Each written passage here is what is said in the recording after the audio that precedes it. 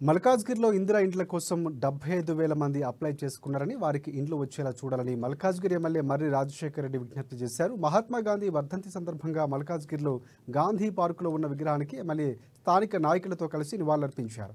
అనంతరం మీడియాతో మాట్లాడారు.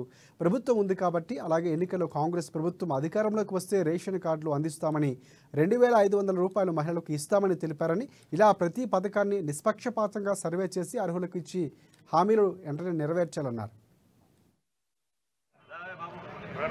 వాళ్ళందరికీ కూడా ఇందిరమ్మ ఇండ్లు రేవంత్ రెడ్డి ప్రభుత్వం ఇవ్వాలని కోరుకుంటున్నాను. అదేవిధంగా ఇక్కడ స్థానిక కాంగ్రెస్ నాయకులను కూడా ఒకటే విన్నపము, ఇలా ప్రభుత్వం మీది ఈ 75,000 మంది ఎవరైతే పేదలు ఇండ్ల గురించి అప్లై చేసుకున్నారో ప్రతి ఒక్కరికి ఇండ్లు వచ్చే విధంగా మీరు చూసుకుంటే తప్పకుండా ప్రజలు మిమ్మల్ని గుర్తుపెట్టుకుంటారు, లేకపోతే ప్రజాగ్రహానికి గురి కావాల్సి వస్తుందని చెప్పేసి నేను చెప్తున్నాను. అదేవిధంగా ఇవాళ సుమారు ఒక 5,000 మంది రేషన్ కార్డుల గురించి, తెల్ల రేషన్ కార్డు, వైట్ రేషన్ కార్డుల గురించి కూడా అప్లై చేసుకోవడం జరిగింది.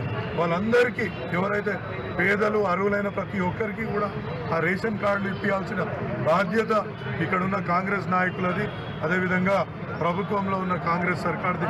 కాబట్టి వాటిని అన్నిటిపైన చర్యలు తీసుకోవాలని, ఏదో సాకు చూపి, ఏదో పొట్టి మాటలు చెప్పి, ఏదో ఒకటి చెప్పి వాళ్ళని లబ్ధిదారులని తీసేసి వీళ్ళకి ఇల్లు లేదు, వీళ్ళకి జాగ లేదు, వీళ్ళకి ఇంకోటి లేదు అనుకుంటా చేయడం చాలా తప్పు. ఎందుకంటే ప్రభుత్వ అధికారుల చేతుల్లో పెడితే వారు కనీసం